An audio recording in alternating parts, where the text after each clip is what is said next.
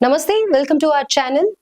విశాఖపట్నం లేదా ఉత్తరాంధ్ర వాసుల అయితే మీకోసం రాష్ట్ర రవాణా శాఖ నుంచి ఒక అదిరిపోయే శుభవార్త వచ్చింది. త్వరలోనే వైజాగ్ ప్రజలకు సరికొత్త ప్రపంచ స్థాయి పర్యావరణ రహిత ప్రయాణ అనుభూతిని అందించేందుకు ప్రభుత్వం సిద్ధమైంది. విశాఖపట్నంలో త్వరలో అందుబాటులోకి రానున్న భోగాపురం అంతర్జాతీయ విమానాశ్రయానికి అత్యాధునిక సదుపాయాలు కలిగిన 50 హై ఎండ్ ఎలక్ట్రిక్ ఏసీ బస్సులను నడపనున్నట్లు రాష్ట్ర రవాణా శాఖ మంత్రి మండిపల్లి రాంప్రసాద్ రెడ్డి గారు అధికారికంగా ప్రకటించారు.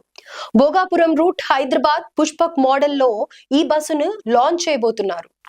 అవునండి, భోగాపురం అంతర్జాతీయ విమానాశ్రయం ఆంధ్రప్రదేశ్ లోనే ఒక ప్రతిష్టాత్మక ఏవియేషన్ హబ్ గా రూపుదిద్దుకుంటోంది. మరి ఇంత పెద్ద అంతర్జాతీయ విమానాశ్రయానికి చేరుకోవాలంటే గ్రౌండ్ కనెక్టివిటీ కూడా అదే స్థాయిలో ఉండాలి కదా.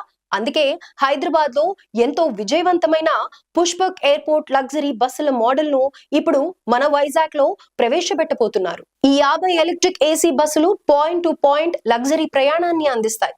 లగేజ్ పెట్టుకోవడానికి ప్రత్యేక సదుపాయాలు, సరైన సమయ పాలన మరియు జీరో పొల్యూషన్ దీని ప్రత్యేకత.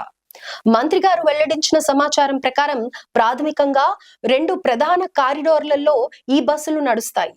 మొదటి రూట్ జాతీయ రహదారి 16 మీదుగా కూర్మన్నపాలెం నుండి ప్రారంభమై steel plant Gajuwaka, NAD junction, Gurudwara Madhurawada మీదుగా నేరుగా భోగాపురం చేరుకుంటుంది. రెండో రూటు వైజాగ్ రైల్వే స్టేషన్ నుండి ప్రారంభమై RK Beach, Lawson's Bay, IT Hills, Rishikonda మీదుగా సుందరమైన బీచ్ రోడ్డు గుండా భోగాపురం ఎయిర్పోర్ట్ కు చేరుకుంటుంది. ప్రయాణికుల సౌకర్యార్థం నగరంలోని ముఖ్య ప్రాంతాలలో అత్యాధునిక ఏసీ ప్యాసింజర్ లాంజ్లను కూడా ఏర్పాటు చేయనున్నారు. గాజువాక డిపోలో గ్రీన్ విప్లవం, ఏపీఎస్ ఆర్టీసీ ప్రైవేటీకరణ లేదు. విశాఖ పర్యటనలో భాగంగా మంత్రి మండిపల్లి రాంప్రసాద్ రెడ్డి గారు గాజువాక ఆర్టీసీ డిపోలో mega electric vehicle EV charging station కు ఘనంగా భూమి పూజ మరియు శంకుస్థాపన చేశారు.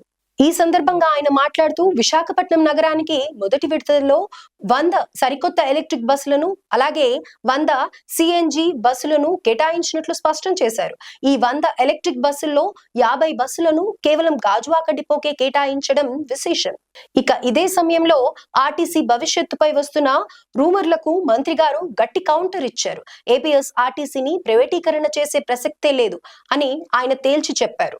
ముఖ్యమంత్రి నారా చంద్రబాబు నాయుడు గారి నేతృత్వంలోని కూటమి ప్రభుత్వం ఆర్టీసీని మరింత బలోపేతం చేయడానికి కృషి చేస్తోందని, సంస్థను ఆధునీకరిస్తామని హామీ ఇచ్చారు.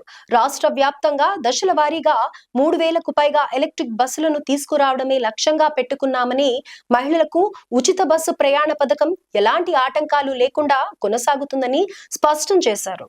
ఒకవైపు అభివృద్ధి ఇలా ఉంటే మరోవైపు ప్రయాణికుల ప్రాణాల రక్షణకు రవాణా శాఖ అత్యంత ప్రాధాన్యత ఇస్తోంది. ఇటీవల విశాఖలో జరిగిన ఒక దురదృష్టకర ఆర్టీసీ బస్సు ప్రమాదంలో అసిస్టెంట్ డ్రైవర్ మరణించడం పట్ల మంత్రి తీవ్ర దిగ్భ్రాంతిని వ్యక్తం చేశారు. డ్రైవర్ల అలసట, మానవ తప్పిదాల వల్లే ఎక్కువ ప్రమాదాలు జరుగుతున్నాయని ప్రభుత్వం గుర్తించింది. గడిచిన 6 నెలల్లో ఆర్టీసీ మరియు ప్రైవేట్ ట్రావెల్స్ ప్రమాదాలను విశ్లేషించిన రవాణా శాఖ ఇప్పుడు కొన్ని కఠినమైన నిబంధనలను అమల్లోకి తెచ్చింది.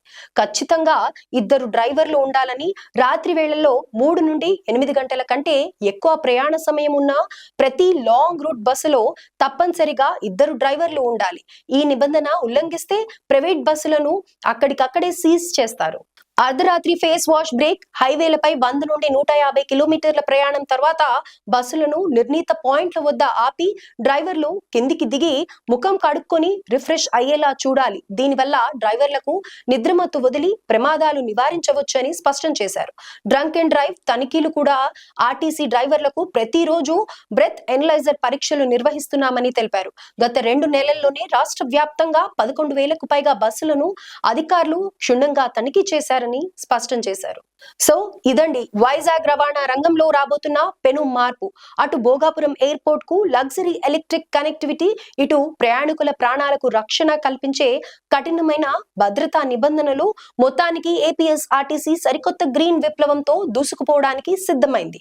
త్వరలోనే మీ భోగాపురం విమాన ప్రయాణం పర్యావరణ రహిత ఎలక్ట్రిక్ బస్ రైడ్ తో మరింత హ్యాపీగా సాగాలని కోరుకుందాం.